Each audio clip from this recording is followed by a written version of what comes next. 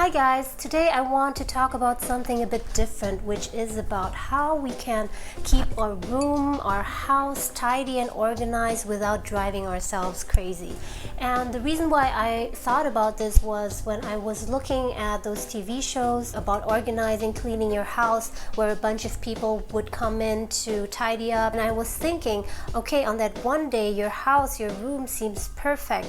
But what about after that? How can you possibly maintain that level of tidiness? So when we look at those TV shows and then look at our houses on the other hand, we see that the reality is far from that. So that is why I thought about the concept of contained chaos. This is a really good way of thinking about organizing your house and keeping it clean and tidy. This concept is actually not only relevant to keeping your house tidy, but can also be applied to what's going on in your mind. I would bet that the majority of households have this problem of constant mess in their houses. In some households it's better and in some others it's worse. I myself am not the tidiest person, but I would say I'm not too bad at that. As much as I would love to live in a house that is really organized and neat, a la Marie Kondo, I think that it's not always very realistic. I mean, it's definitely something worth aspiring to, but it might take some time and it's a process until you actually get there. So what to do in the meantime?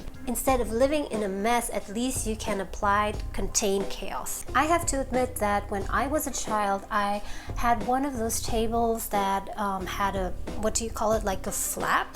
So when I had a lot of stuff on my table, books and notebooks, and I didn't have the time or I didn't want to tidy it up yet, then my mom would come into my room and simply just close the flap. So it was still messy inside, but at least it was contained within that one space instead of scattered around across the whole house. In fact, we should not only pay attention to organizing our physical space, which is obviously important for efficiency and productivity reasons, but what's even more important is to organize our inner life, our mindset and our thoughts, and I will get to that later. So how to achieve this? How to avoid descending into chaos and maintain a basic level of organization? I think it's definitely easier when you live in a smaller space because you're more likely to have less stuff. It's definitely easier to maintain than when you live in a large house with many rooms because the possibility of cross-contamination is really big. And what I mean by that is that stuff get carried from one room to the other and they seldom make their way back. For example, you grab a book from the living room and you carry it into the kitchen and maybe you just forget to place it back.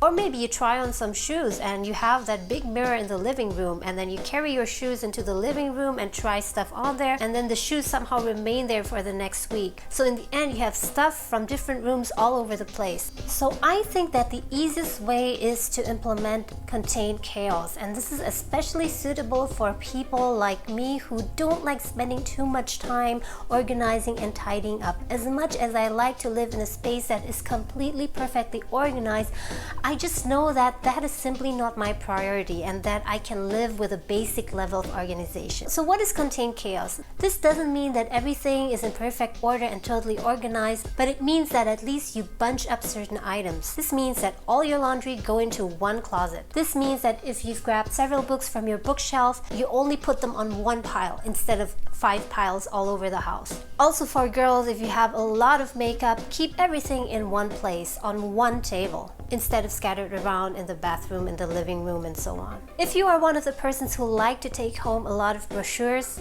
don't get me started on that. Don't take home any brochures in the first place and you will thank me for that. And how about bills? Instead of placing some on the dining table and maybe some others on the coffee table in the living room, make it a habit to at least put all of the bills in one box. It can be very messy inside of the box in terms of maybe you have unopened bills, which you actually should not do, or they're not organized in any particular order, but at least everything is in one place. So when the time comes and you want to work on your bills, you know that everything is there. I find this a very easy way of keeping some order because it's not complicated and it's not too detailed, and it's also very forgiving. You can also apply the concept of contained chaos to your computer or laptop, which I think is extremely important to be productive. It's really annoying when you're working on some project or you're filling out a form and you just can't find that one document that contains the information that you need to complete that.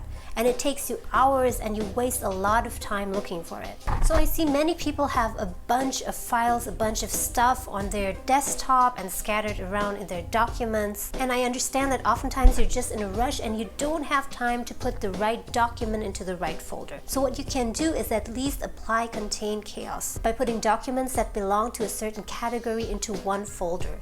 It doesn't even have to go into the subfolder yet. You can do that later, but at least put it in that folder. So later on, when you have the time to organize it, it will be much easier to simply move the items from that one folder into the subfolders. That will be much easier instead of later on looking at 1,000 documents at once and then having to decide which folder you have to put them into. But what's also important is to be able to recognize which particular things need to be organized at what level. You don't need the same level of organization for every little single thing. If you spend 1 hour organizing your cupboard, then it takes away from 1 hour organizing other things in your life, right? So there really needs to be a balance, and we really need to know how much time we want to spend on organizing every single thing in our lives. But now I'm getting to the most important part. While it's useful to have a basic level of organization for your stuff, it's even more important when it comes to your mind. As in our houses, as in our rooms, our minds are also frequently cluttered. Most people, if you're normal, have some kind of issue that they're thinking about or worrying or stressing about. It could be relationship issues, family issues, work, money problems, and other things. And of course, we're constantly trying to work on these things and trying to solve them. But there are times in our lives when we have a lot of different things going on in the different areas in our life. And it is really important to maintain some mental hygiene there. You really need to organize and categorize your problems and try to sort of keep them in their own boxes. So although you're, for example, working on a relationship problem, try to keep that problem contained in that box.